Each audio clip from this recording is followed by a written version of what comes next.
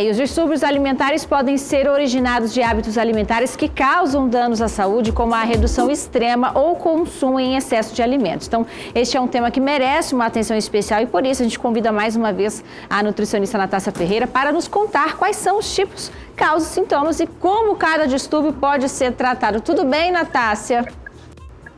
Olá, tudo bem? Trazendo esse tema tão importante hoje em dia, né? Que infelizmente deixou de ser uma coisa difícil para ser uma coisa comum. Infelizmente, Renata. O que pode causar um transtorno alimentar, Natácia? Então, pode causar maus hábitos, né, alimentares da infância, ou então, às vezes, os pais, sem tempo de dar comida, compram muito fast foods, alguns alimentos, né, então os maus hábitos alimentares, fatores hormonais também, distúrbios hormonais, distúrbios também emocionais, sentimentais, isso influencia também, né, a autoestima baixíssima, isso faz com que as pessoas fiquem com distorção de imagem, ou então obsessiva também com o corpo. Então, isso são as causas que podem fazer, né, inflamar a desenvolver algum transtorno, algum distúrbio alimentar. Certo, a gente tem aí diferentes tipos de distúrbios alimentares, né? Quais são os principais? Então, tem vários, eu vou falar os mais principais. E tem um que poucas pessoas conhecem, que eu vou falar, eu nem falei nas minhas redes sociais ainda que eu costumo falar sobre isso, mas o mais famoso é a anorexia e a bulimia, né? Que a bulimia é o quê? E as pessoas confundem tem a bulimia com a anorexia. Então, a bulimia é quando você come exagerado, né? Você tá lá com peso ok, tá? O teu peso está dentro do que você gosta, mas você come exageradamente em determinado evento, determinado ponto, que você gosta muito daquela comida, e ao mesmo tempo você sente culpa. Então, com isso, você causa um vômito, você provoca vômito. Então, você vomita isso daí, e normalmente escondido por vergonha, né? Porque as pessoas vão falar, e então faz isso de forma sigilosa. Então, provoca vômito, toma medicamento, faz uso de excesso de jejum muito prolongado, ou então excesso de atividade física. Já a anorexia é quando a pessoa está magra, mas se vê com a imagem distorcida, a imagem acima do peso, como se tivesse, ainda estou gorda, estou sobrepeso, não estou satisfeito com o que estou vendo. Então, a pessoa se vê no espelho uma forma totalmente diferente do que é a realidade. Então, isso também é um problema, isso aí também é muito comum. Inclusive, eu tenho pacientes que fazem tratamento comigo, junto com a psicologia, junto com a psiquiatria. Então, a equipe multiprofissional para melhorar isso daí é fundamental, tá? Também existe a ortorexia. A ortorexia é pouco falado, tá? Mas também é muito conhecido, que são as pessoas que, pouco falado, mas muito conhecido na área da nutrição, né? Da nossa área, que é as pessoas que têm um excesso por ler rótulos e comida saudável, do tipo, eu não posso comer isso aqui porque tem muito sal, porque tem muito açúcar, então fica muito restrito, né? Então a ortorexia são as pessoas que ficam julgando às vezes o prato alheio, nossa, como é que essa pessoa come isso? Então julgando o carrinho de compra, nossa, como é que essa pessoa bota isso no supermercado, no carrinho de compras? Então fica julgando, fica olhando. Tem pessoas que às vezes não se dão conta. Então, de tanto ler rótulo, cada detalhezinho é importante, mas as pessoas que exageram, que também tudo em excesso também não é saudável, não é bom. Tem pessoas que exageram tudo, que ficam olhando rótulo de pasta de dente, ficam olhando um rótulo de shampoo, gente, né? Então, isso também não é de forma saudável. Equilíbrio emocional está um pouco desequilibrado, na verdade. E tem a vigorexia, né? A vigorexia também, que são as pessoas que atinge mais o público masculino. Essa vigorexia é o excesso do corpo sarado. Tem que ver músculo, tem que ver ombros, tem que ver costas definidas, tem que ver tanquinho saindo. Então, geralmente, a vigorexia é o excesso por busca de corpos sarados, que atinge mais o público masculino. Não que ao feminino não exista isso, mas é mais voltado para o público masculino. E tem a druncorexia, ou a alcorexia também, que são as pessoas que gostam muito de bebida alcoólica, mas sabe que vão para um evento mais tarde, passam um dia sem comer praticamente nada, porque sabe que vão beber no dia, né, à noite, e vai exagerar. Então, para não engordar, se preocupando com o visual, a estética, elas passam o dia todo sem comer nada, porque sabem que vão beber mais tarde, exageradamente.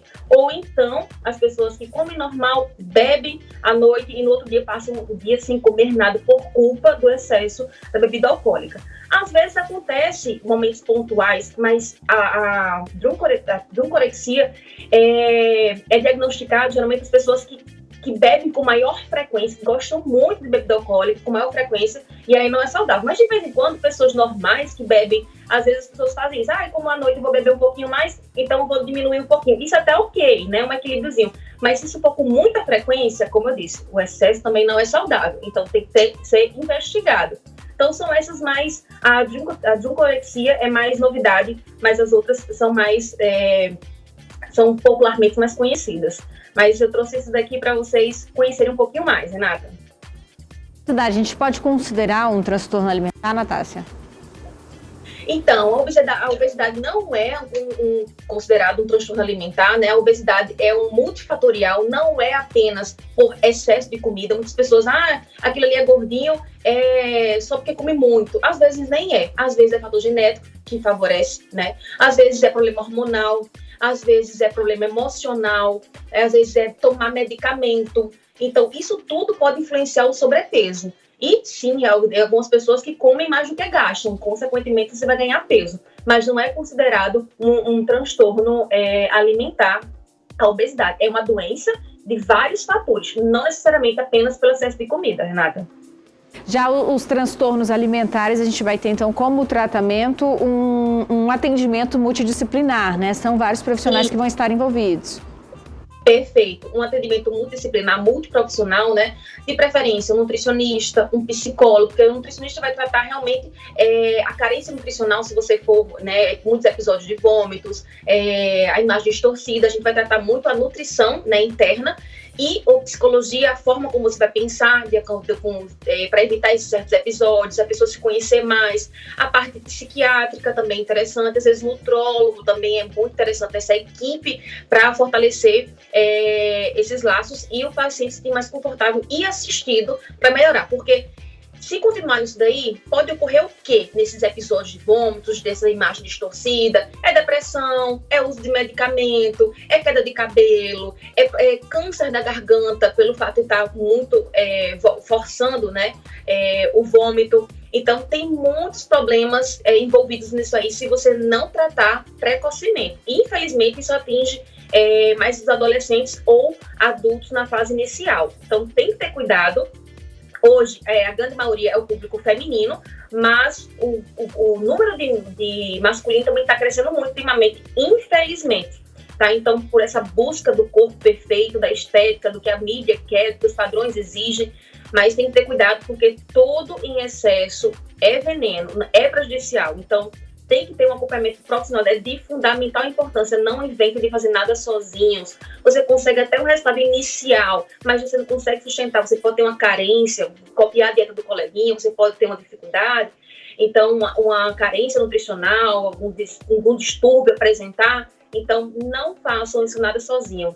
A saúde é única, nosso bem precioso, é onde a gente mora, é o nosso corpo. Então, não vamos brincar com ele, sempre com um auxílio profissional. Então você acredita que essa questão, como você mencionou, da padronização dos corpos perfeitos, da exposição nas redes sociais do melhor ângulo, que isso tem feito com que o número de transtornos de pessoas atingidas com os transtornos alimentares esteja crescendo cada vez mais? Com certeza isso influencia as redes sociais, né? Postar foto, então tem gente que posta foto. Eu digo meus pacientes, gente, não comparem a sua evolução com o do coleguinha, porque ninguém sabe como foi que ele passou, né? Porque a gente só posta foto às vezes do antes e do depois, mas a gente não posta foto do processo. Então as pessoas ficam se comparando, mas por que fulaninho emagreceu tanto em X tempo e eu não consigo? Cada corpo responde de uma forma. Então é que nem uma planta. Se a gente botar um bocado de mudinhas e a gente regar, cada planta vai florescer, vai dar frutos de um tempo diferente, porque cada um tem seu ritmo, cada um tem seu tempo. E que nem o nosso corpo, que nem o seu corpo, Renata, e que todo mundo está assistindo. Cada um tem um ritmo, cada um tem um tempo. A gente precisa respeitar o nosso e jamais comparar com as telas das redes sociais, que muitas vezes tem Photoshop, tem o melhor ângulo que favorece, tem todos os efeitos, ferramentas para postagem. Então, cuidado para não se cobrar demais e você ficar muito refém disso daí e acabar desenvolvendo uma depressão, angústias, esse sentimento e desenvolver esses distúrbios, essas compulsões. E um detalhe muito importante, Renata, que as pessoas confundem muito é compulsão com exagero. Compulsão alimentar é quando você não tem controle com a comida, você come exageradamente, você come compulsivamente. E o exagero alimentar, por exemplo, vou dar um exemplo, vocês verem a diferença de compulsão para exagero. É quando, por exemplo, eu vou a Porto Velho e quero comer meu tambaqui. Eu amo tambaqui. Então, eu vou aí em Porto Velho e vou comer o tambaqui e eu vou comer de forma um pouco maior do que o tradicional. Por quê? Faz tempo que eu não como e naquele momento eventual, pontual, eu quis comer porque eu estava com saudade. Então, isso é um exagero alimentar, não é compulsão. Compulsão é quando você tem uma certa frequência de alimentos, episódios. E aí, realmente, essa é a diferença, porque muitas pessoas confundem compulsão com exagero. E uma coisa é diferente da outra. Então é isso, não se basear no seu resultado com o do coleguinha, é focar no seu e não medir esses resultados com a regra do colega. Tá certo, vamos deixar as redes sociais da Natácia então, a Nutri Natácia, para você acompanhar no Instagram, ela que sempre traz temas interessantes também nas redes sociais. A gente agradece mais uma vez sua participação, viu, Natácia? Obrigada. Obrigada a vocês, qualquer coisa, só falar comigo lá no direct, no WhatsApp, estou à disposição para tirar qualquer dúvida, tá bom? Um beijo e até semana que vem. Olha aí, foi mais um tema do nosso quadro Saúde à Mesa.